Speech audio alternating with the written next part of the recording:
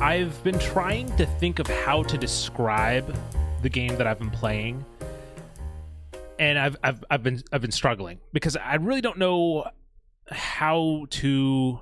I haven't played a game like this before. So, XO1 is a journey through space and time that has you playing as this alien craft that's based off of like weird blueprints that are transmitted. There is a story here, but like it's presented through just like chat, like radio chatter and brief flashing images that kind of tell you there's something going on, but it's not like overt or in your face. There's little about this game that really is straightforward other than the gameplay. So I'm going to spend most of this time. This is like the cylinder game, right? So it's Or am I so, thinking of a so let me different explain it to you. As the game is the gameplay loop of XO1 is you play as this orb, again, this alien craft, and I played it on the PlayStation 5 because the game just had its PlayStation release. So when you press R2, so you press down right trigger, that orb, the gravity activates, and you start you plummet toward the ground. When you let go, you can use that momentum to kind of essentially fling back up into the sky. So if there's like a mountain under you, for example, you can essentially time your gravity plummet so that you're riding the kind of one side of that mountain, almost like a skating ramp, and then you shoot off the other end of the mountain just using gravity. And then when you're in the air, you have the option to obviously press R2 again and plummet again, or you can press L2 to glide, and you become sort of like a flying saucer. And then with the flying saucer, you can kind of go as far as you can until the energy that's at your core of this craft, which is which you can see what it is from the glow of it. So when you plummet, you'll see the orb kind of get energy. It'll kind of start glowing red or yellow, like molten. And then as it runs out of energy, it kind of, that light slowly flickers away, and you'll have to kind of plummet down again, gain momentum.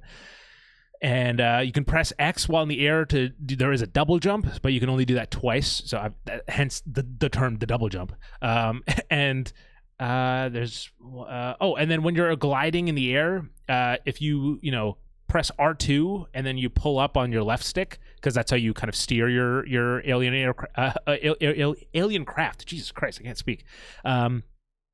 You plummet and kind of get energy, but then you can, because you're pulling up and gliding, you don't actually have to hit the ground. You can kind of just use that momentum to kind of ride back up. There's also like a whole bunch of other mechanics that where if you go into clouds, like that moisture essentially can kind of like launch you up.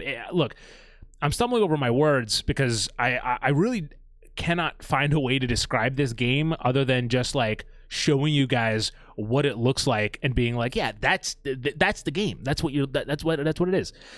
But that being said, I played the game. It took me 2 hours to beat, a little bit less than, and I know that because there's a trophy for beating the game in under 2 hours.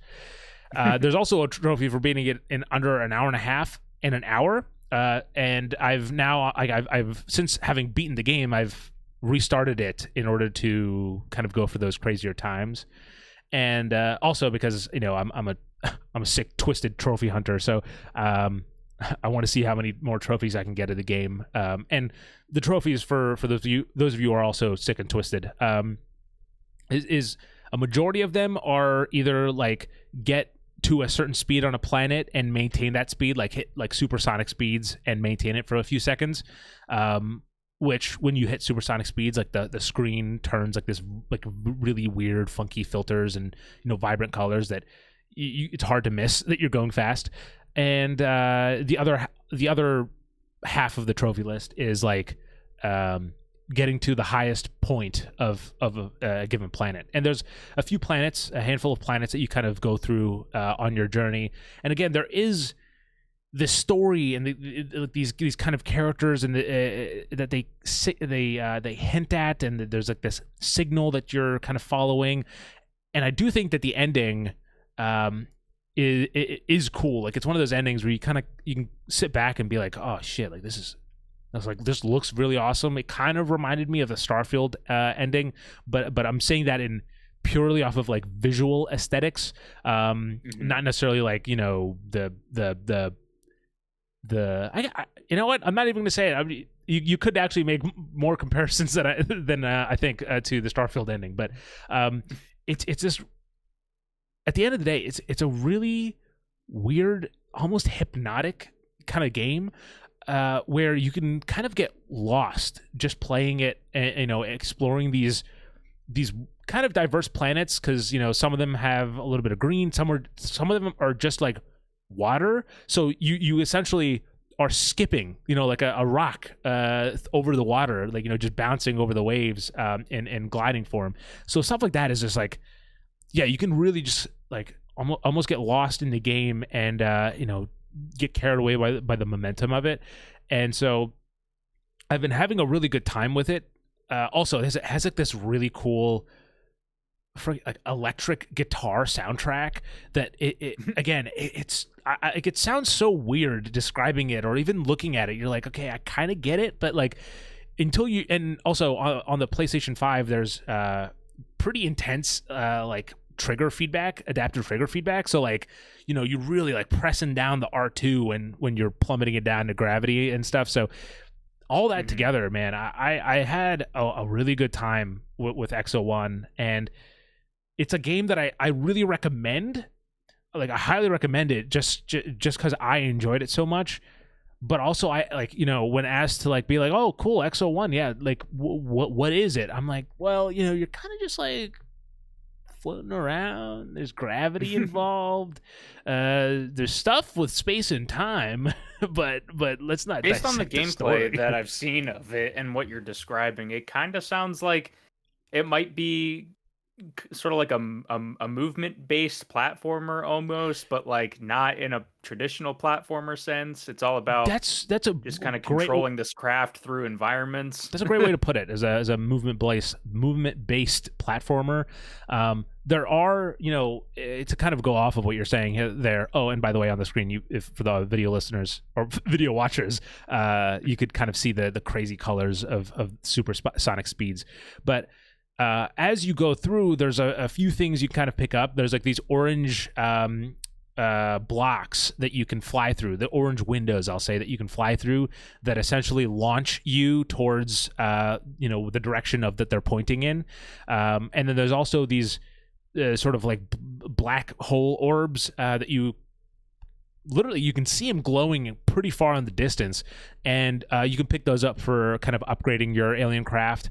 And each level, when you drop into the level, literally, it's essentially you have to reorient yourself, and they're in the somewhere deep on the horizon, like far away, you'll see a blue beam shooting into the sky, and that's your target for every planet that you go to. Gotcha. And again, and so when you get to that blue beam, it'll launch you into the next, like, into space towards the next planet and the next level. And you don't really, like, again, it kind of has this speedrunning mechanic built into it, with how it's like, you know, encouraging you to beat it under a certain amount of time, 2 hours being, I think, the bare minimum. But you could also take your time with it. And, you know, I was just yesterday, I booted up the game, and I literally just, like, I took so long finishing one level, because I was just trying to get some power-ups and, you know, figure out where it was, and I was just gaining momentum to try to see if I could get to the highest point. I was really just messing around, had a podcast playing, and I was just kind of lost in it. And I think that's kind of the best way to play the game. Hop in for 2-3 levels. They don't take too long, depending on how you play and, you know, kind of what you're going for. And you know, it might not be as overtly funny as something like Turnip Boy Commits Tax Fraud or Tax Evasion or whatever it is. But, you know, I think going off of what you were saying, Nick, where, you know, you might play that game after you know, a few years and be like, oh, you know, it doesn't, some of what it says doesn't really work. I think this game can age beautifully in terms of, like, just, it's so weird, it's so unique to what it is, and they really did a good job just kind of committing to it. So like, yeah, you can play this game whenever, and yeah, I think you'll get just as good of an experience, kind of as intended. Yeah, highly recommend it. Again, don't ask me to describe it any further than I already have, because I can't. But it's a good one.